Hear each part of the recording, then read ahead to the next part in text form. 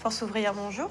Son job, prendre les appels, Je vais voir si mon collègue peut vous prendre au téléphone et peut vous répondre. mettre le courrier sous pli et répondre à quelques mails. Rien à voir avec les compétences de son Master 2 en gestion, où elle s'est spécialisée en communication. J'ai plus qu'à prendre les notes du mail qui m'a été donné et puis le retranscrire simplement sur informatique. Sinon, il n'y a pas vraiment de réflexion, comme quand on rédige un communiqué de presse, un article. Je suis surdiplômée pour ce travail, ça c'est sûr. Je ne connais pas les diplômes des secrétaires que je remplace, mais normalement, avec un master, on peut prétendre à autre chose qu'assistante administrative. Mélisande, ça va? Bonjour. Mais faute de trouver mieux, elle a été contrainte d'accepter le job proposé par Gérard Leleu, le responsable local de Force ouvrière. Ça, tu enverras ça au syndicat. Hein. D'accord. Transférer la circulaire au Jean-Claude Mailly, très important. Ironie de l'histoire, dans les bureaux, cette affiche dénonce ces diplômés déclassés dont profite pourtant Monsieur Leleu. Vous aussi, en tant qu'employeur, du coup, vous prenez des bacs plus 5 pour un Mais bien autre sûr. secrétaire. Mais bien sûr, malheureusement. Bon, là, on en est là, même nous. Mais c'est pas simple, hein. C'est pas simple. Là, il y avait 2 filles à remplacer, il me fallait quelqu'un de compétent. J'ai trouvé la personne compétente. Après 2 semaines de remplacement, payé 650 € net, le job chez Force ouvrière se termine pour Mélisande. Mélisande, écoute, je te souhaite de bonnes fêtes de fin d'année. Merci, vous aussi. Profitez-en bien. Toi aussi. Merci. Bon courage pour l'avenir. Oui. Et puis, j'espère que tu arriveras à trouver, décrocher le CDI qu'il faut, qui va si bien avec tes qualités. Allez, ciao. Au revoir. Au revoir. Demain, c'est retour au chômage, en fait. Donc, forcément, on essaye de reculer au maximum ce moment un peu douloureux. Mais bon, il faut y passer, on le fait, et puis voilà. Elle est une nouvelle fois au point de départ, comme à de nombreuses reprises depuis 2 ans et demi. Une situation qui la révolte, elle et sa famille.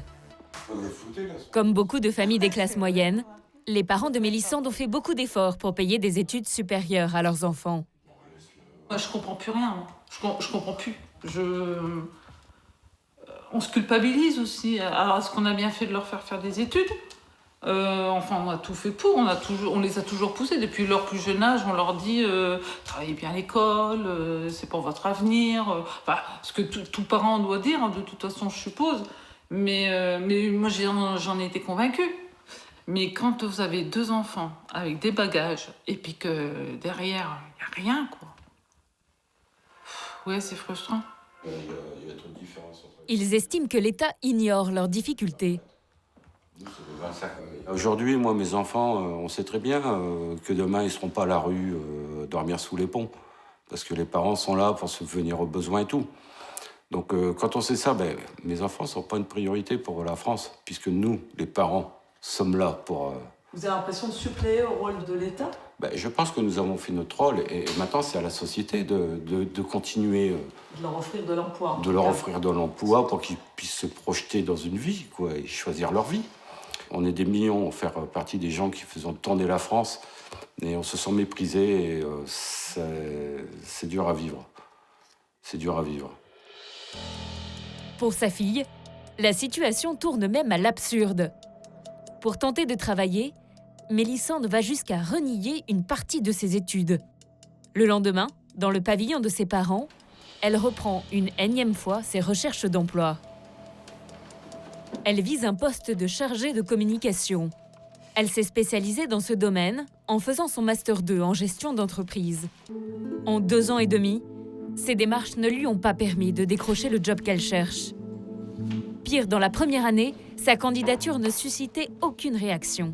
Pendant 1 an, j'ai eu 0 appel, 0 retour.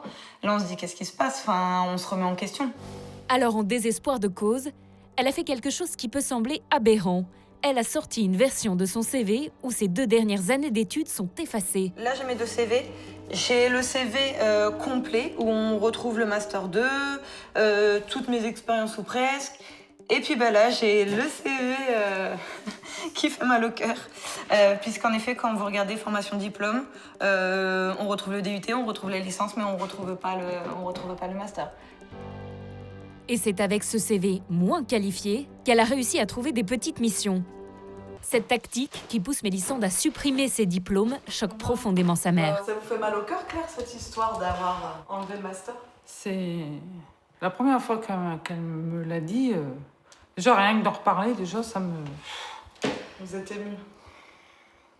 Quel gâchis, hein. Oui, si, ça me touche beaucoup. Bon courage à toi. Face au mur du chômage, Mélissande, qui vient pourtant de terminer ses études, envisage déjà de se réorienter. Depuis 1 mois, elle apprend la langue des signes.